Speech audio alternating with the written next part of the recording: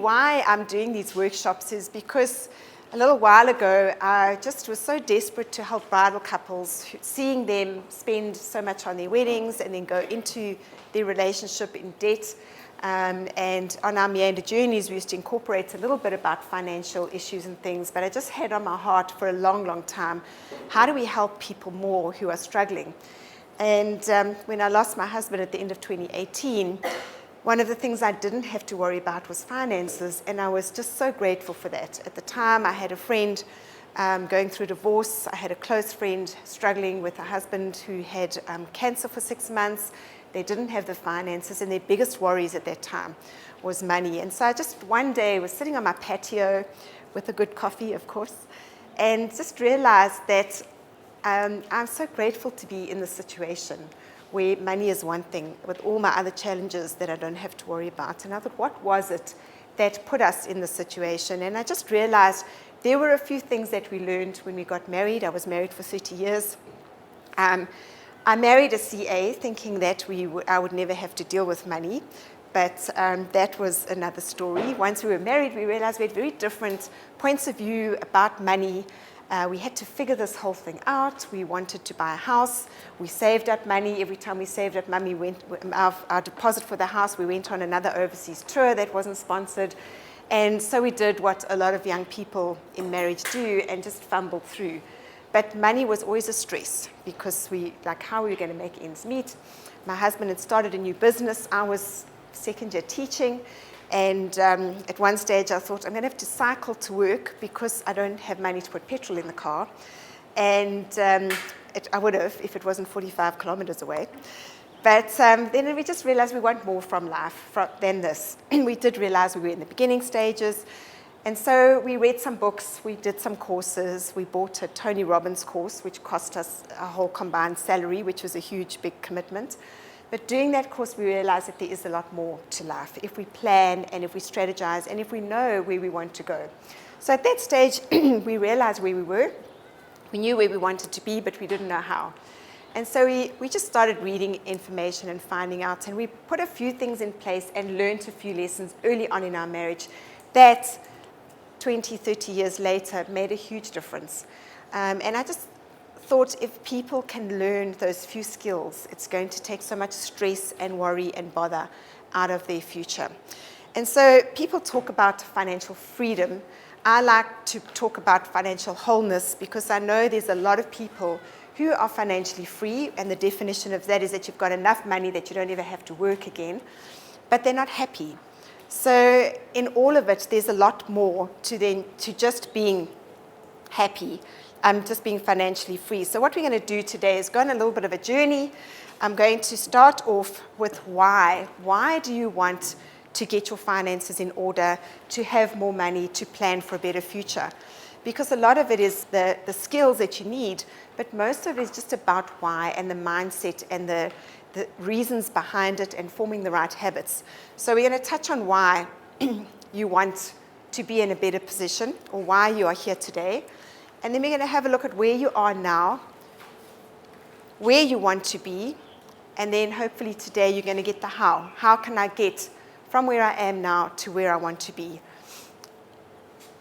We'll be looking at saving, investing, debt, budgeting, mainly the basics associated with money. I've found kind of the easiest, quickest strategies because you have to find something that works to make it last. And then by the end of the day, we're going to have a financial plan in place for you that's going to work with you.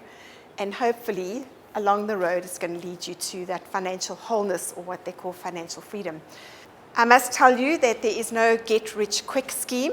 This is not an overnight solution. We're not winning the lottery here today. But what you will have is a plan and to know how you can either get out of debt, how you can save more, how you can look forward to a better retirement. A lot, as I mentioned earlier, is that a lot of it is a strategy and the information and the knowledge, but most of it is your attitude and your mindset, your habits, and the more kind of touchy-feely part of it that is not on the ground, but makes such a difference as into your attitude. So we'll start off this morning just by having a look at a few things. And when you start mapping your bigger future, You want a better future. You want to know that you can retire comfortably. You want to know that you can leave a bit of legacy for your children. You want to know when you can retire and how you can retire. So it's important to know where you are now, what your current situation is, and then where you want to be. Because most of the time we get into a job, we start working, you're on the treadmill, you earn an income and you spend it, and if there's money in the bank, you use it. And so without knowing where we are right now and where you want to be, it's a bit futile because you don't know. There's no goals that can reach. You can't get to a position where you think, okay, I've achieved that. And so you just keep going month to month, and it's just a futile, frustrating way of life. So where are you financially? You're in a lot of debt, or you've got no income, or where you are now. And then we're going to have a look at where you would like to be in a year from now. I like to think that we will be out of this valley in a year. So let's imagine that the vaccines and work comes back, and I think it's slowly getting to that. We have to be positive about the future, although we know that it has changed. But in a year from now, if you can put yourself a year from now and think back on the year that you've just had, what would it look like if it was the best year you could ever have? So if you look back and think, oh, you know, we achieved this and we did that and we pivoted and we changed and we got this and the children got that, so that you've got some idea of where you would like to be in an ideal world. Dream. Don't think, oh, it's not possible or whatever, because we'll figure out the how. Just know why and where you would like to be in a year's time. Why do you want to be in this position in a year's time? Maybe because of those things there. You want to lose your fear. You want to feel more comfortable with money. You want to have more confidence. Maybe it's a trip that you've been dreaming of and you want to be able to go on that trip. So why are these important? All right, so you've got some idea of where you are and where you want to be. And today we're going to have a look at the capabilities to try and get you there. And this is just looking at a year projected from now, but think about where you'd like to be in 5 years' time. Some of us battle to imagine 5 years down the line, but it's just good because if you don't know where you're going to be, you're aiming at nothing. So you need to have some clear goals. The clearer your vision, the clearer you know where you want to be, and the reason why you want to be there. And I don't think the reason just to have more money is good enough.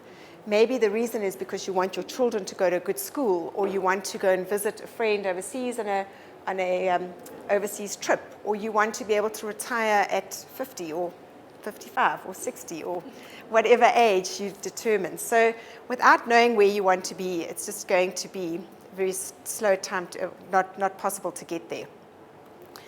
All right, so just love that quote. When you attach a why to your actions, you get your emotions involved, you anchor your goals to your life to a point where they become part of your soul, part of your heart, and not just another well-intentioned thought.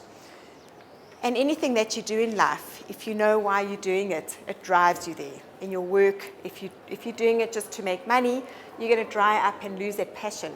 But if you're doing it because you're helping people or you're making a difference, it's enough to drive you, to keep you over those hard times, those hurdles. And working with your finances, you're going to come across some hurdles. There will be some times when it's difficult. And having that reason, that bigger why, will help you just get through those hurdles and stop you from giving up too quickly. All right, so a lot of what we believe in comes from our background, our teaching, what we taught about. So if you, like most people in my generation, some of you are a bit younger, we were taught go to school, get an education, get a good job, and then you'll be fine. And that was the general thinking, and I think still a lot of people think that way.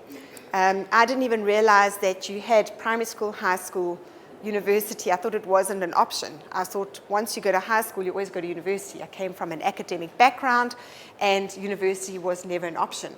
So I was very aware to bring up my children thinking that if they didn't want to go to tertiary education, being an entrepreneur or starting your own business or learning other skills was okay to do that.